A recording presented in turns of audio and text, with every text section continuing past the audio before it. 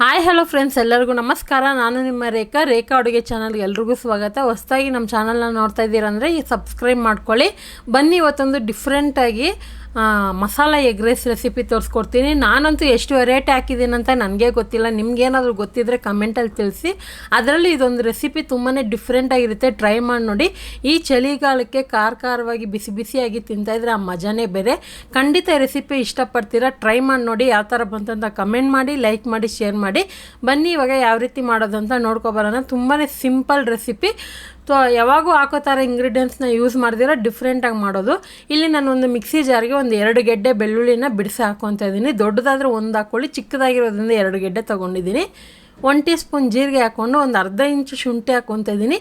ನಿಮ್ಮ ಹತ್ರ ಶುಂಠಿ ಬೆಳ್ಳುಳ್ಳಿ ಪೇಸ್ಟ್ ಇದ್ದರೆ ಅದನ್ನೇ 1 ಟೇಬಲ್ ಸ್ಪೂನ್ ಹಾಕೋಬೋದು.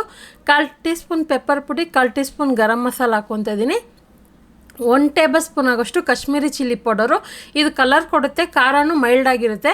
ಯಾಕಂದರೆ ಪೆಪ್ಪರ್ ಪುಡಿನ ಯೂಸ್ ಮಾಡಿದ್ದೀನಿ, ಹಂಗಾಗಿ ಖಾರದ ಪುಡಿ ನಾನು ಕಾಶ್ಮೀರಿ ಚಿಲ್ಲಿ ಪೌಡರ್ ತೊಗೊಂಡಿದ್ದೀನಿ. ಇದಕ್ಕೆ ಒಂದು ಸ್ವಲ್ಪ ನೀರು ಹಾಕಿ ರುಬ್ಬಿದಾಯಿತು. ಇವಾಗ ರುಬ್ಕೊಬಂದ್ಮೇಲೆ ಸೈಡ್ಗೆ ಇಟ್ಬಿಟ್ಟು ಸ್ಟವ್ ಮೇಲೆ ಒಂದು ಕಡಾಯಿ ಇಟ್ಕೊಂಡು ಒಂದು 2 ರಿಂದ 3 ಟೇಬಲ್ ಸ್ಪೂನ್ ಎಣ್ಣೆ ಹಾಕ್ಕೊಂಡಿದ್ದೀನಿ. ಎಣ್ಣೆ ಚೆನ್ನಾಗಿ ಬಿಸಿ ಆದಮೇಲೆ ಒಂದು ದೊಡ್ಡ ಸೈಜ್ ಈರುಳ್ಳಿನ ಚಿಕ್ಕದಾಗಿ ಚಾಪ್ ಮಾಡಿ ಹಾಕ್ಕೊತಾ ಇದ್ದೀನಿ. ಇದಕ್ಕೆ ಎಕ್ಸ್ಟ್ರಾ ನೀವು ಒಗ್ಗರಣೆಗೆ ಬೇಕು ಅಂದರೆ ಸಾಸಿವೆ ಜೀರಿಗೆ ಸಹನೂ ಹಾಕ್ಕೋಬೋದು, ಹಾಕಿಲ್ಲ ಅಂದರೆ ನಡೆಯುತ್ತೆ. ಇಲ್ಲಿ 2 ಹಸಿರು ಮೆಣಸಿನ್ಕಾಯಿನ ಕಟ್ ಮಾಡಿ ಹಾಕ್ಕೊತಾ ಇದ್ದೀನಿ. ಒಂದು 1/4 ಕಪ್ ಆಗೋಷ್ಟು ಕ್ಯಾರೆಟು. ಬೇಕಂದರೆ ನೀವು ಇದಕ್ಕೆ ಕ್ಯಾಪ್ಸಿಕಮ್, ಎಲೆಕೋಸು ಏನಾದರೂ ಹಾಕ್ಕೋಬೋದು.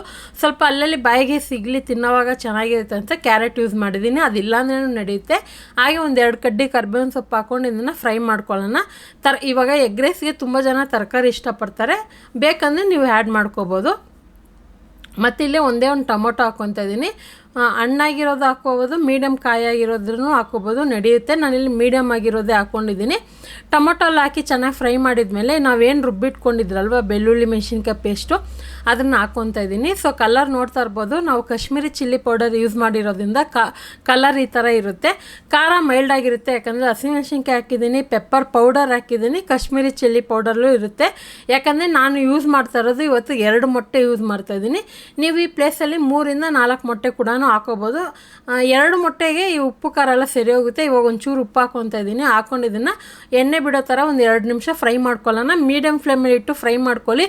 ಪೂರ್ತಿ ಕಂಪ್ಲೀಟಾಗಿ ಆ ಬೆಳ್ಳುಳ್ಳಿದು ಹಸಿ ಸ್ಮೆಲ್ಲೆಲ್ಲ ಹೋಗಬೇಕು. ಅದಕ್ಕೋಸ್ಕರ ಹೇಳ್ತಾ ಇದ್ದೀನಿ. ಶುಂಠಿ ಬೆಳ್ಳುಳ್ಳಿ ಎಲ್ಲ ರುಬ್ಬಿದ್ದೀರಲ್ವ, ಅದರದ್ದೆಲ್ಲ ಹಸಿ ಸ್ಮೆಲ್ ಹೋಗಿ ಈ ಥರ ಗೊಜ್ಜು ಥರ ಆಗಬೇಕು. ಇದನ್ನು ಹಾಗೆ ಕೂಡ ನೀವು ಬಿಸಿ ಅನ್ನಕ್ಕೆ ಕಲಿಸ್ಕೊಂಡು ತಿನ್ಬೋದು, ಸೂಪರಾಗಿರುತ್ತೆ. ಇಲ್ಲಿ ನಾನು ಮೊಟ್ಟೆ ಆ್ಯಡ್ ಮಾಡ್ತಾಯಿದ್ದೀನಿ. 2 ಮೊಟ್ಟೆ ಇತ್ತು ನನ್ನ ಹತ್ರ, ಹಂಗಾಗಿ 2 ಹಾಕ್ಕೊತಾ ಇದ್ದೀನಿ. ನೀವು ಬೇಕಂದರೆ 3 ರಿಂದ 4 ಮೊಟ್ಟೆನೂ ಹಾಕ್ಕೋಬೋದು. ಈ ಮೊಟ್ಟೆ ಮೇಲೆ ಒಂದು ಚೂರು ಉಪ್ಪು ಹಾಕ್ಕೊಳ್ಳೋಣ, ಯಾಕಂದರೆ ಮೊಟ್ಟೆಗೂ ಉಪ್ಪು ಖಾರ ಹಿಡಿಬೇಕಲ್ವ, ಅದಕ್ಕೋಸ್ಕರನೇ.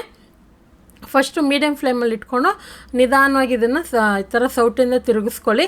ಫಾಸ್ಟಾಗಿ ತಿರ್ಸೋಕ್ಕೆ ಹೋಗಬೇಡಿ, ನಮಗೆ ಮೊಟ್ಟೆ ತಿನ್ನೋದಕ್ಕೆ ಬಾಯಿಗೆ ಸಿಗೋದಿಲ್ಲ. ಸ್ವಲ್ಪ ಸ್ಟಾರ್ಟಿಂಗಲ್ಲಿ ಮೊಟ್ಟೆನ ನಿಧಾನಕ್ಕೆ ಸೌಟಿಂದ ತಿರುಗಿಸಿದ್ರೆ ನಮಗೆ ಸ್ವಲ್ಪ ಅಲ್ಲಲ್ಲಿ ಮೊಟ್ಟೆ ಪೀಸಸ್ ಅದು ಸಿಗುತ್ತೆ.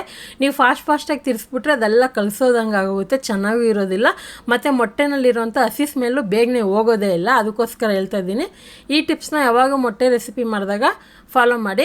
ಆನಂತರ ಐ ಫ್ಲೇಮಲ್ಲಿ ಇಟ್ಕೊಂಡು ಒಂದು 2 ರಿಂದ 3 ನಿಮಿಷ ಚೆನ್ನಾಗಿ ಫ್ರೈ ಮಾಡಿಕೊಂಡ್ರೆ ನಮಗೊಂದು ಇದೊಂದು ಪಲ್ಯ ಥರ ಆಗುತ್ತೆ. ಆನಂತರ ನಾವು ರೈಸ್ ಹಾಕ್ಕೋಬೇಕಾಗುತ್ತೆ.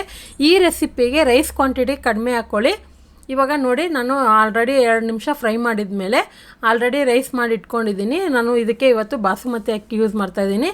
ಇದು ಯಾವ ರೀತಿ ಮಾಡೋದು, ಈ ಥರ ಉದ್ರಾಗಿ ಬರಬೇಕಂದ್ರೆ ನಾನು ಆಲ್ರೆಡಿ ಹಾಕಿದ್ದೀನಿ. ನೀವು ನೋಡಿಲ್ಲ ಅಂದರೆ ಒಂದು ಸರಿ ಚೆಕ್ ಮಾಡಿ. ಅಥವಾ ಮನೇಲಿ ನೀವು ನೈಟಿಗೆ ಡಿನ್ನರ್ಗೆ ಮಾಡ್ತೀರಾ ಈ ಥರ ರೆಸಿಪಿ ಅಂದರೆ ಬೆಳಗ್ಗೆ ಉಳಿದಿರೋ ಅನ್ನಕ್ಕೆ ಕೂಡ ಮಾಡ್ಕೊಬೋದು, ಅಥವಾ ಬಿಸಿ ಅನ್ನಕ್ಕೂ ಕೂಡ ಮಾಡ್ಕೊಬೋದು.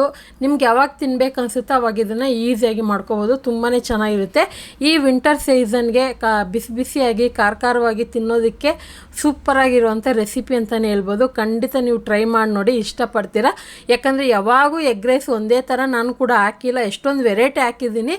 ನೀವೇನಾದರೂ ಚೆಕ್ ಮಾಡಿ ಎಷ್ಟು ವೆರೈಟಿ ಹಾಕಿದ್ದೀನಿ ಅಂತ ಗೊತ್ತಿದ್ದರೆ ಕಮೆಂಟಲ್ಲಿ ತಿಳಿಸಿ. ಯಾಕಂದರೆ ನಾನು ಕೂಡ ಎಕ್ಸ್ಪೆರಿಮೆಂಟ್ ಜಾಸ್ತಿ ಮಾಡ್ತಾನೆ ಇರ್ತೀನಿ ಎಗ್ಗಲ್ಲಿ, ಅಷ್ಟು ಸಖತ್ತಾಗಿ ಬರ್ತವೆ. ಎಗ್ ಅಂದರೆ ನನಗೂ ಕೂಡ ತುಂಬಾ ಇಷ್ಟ. ಸೊ ಖಂಡಿತ ಈ ರೆಸಿಪಿನ ನೀವು ಕೂಡ ಟ್ರೈ ಮಾಡಿ, ಯಾವ ಥರ ಬಂತು ಅಂತ ಕಮೆಂಟ್ ಮೂಲಕ ತಿಳಿಸಿ. ಜಾಸ್ತಿ ಜನಕ್ಕೆ ಶೇರ್ ಮಾಡಿ, ಹಾಗೆ ಲೈಕ್ ಮಾಡಿ. ರೇಖಾ ಅಡುಗೆ ಚಾನಲ್ನ ಹೊಸದಾಗಿ ನೋಡ್ತಾ ಇದ್ದರೆ ಸಬ್ಸ್ಕ್ರೈಬ್ ಮಾಡ್ಕೊಳ್ಳಿ. ಸೊ ಖಂಡಿತ ಈ ವಿಡಿಯೋ ನೋಡಿದ್ದಕ್ಕಾಗಿ ಎಲ್ರಿಗೂ ಧನ್ಯವಾದಗಳು. ಟೇಕ್ ಕೇರ್, ಬಾಯ್.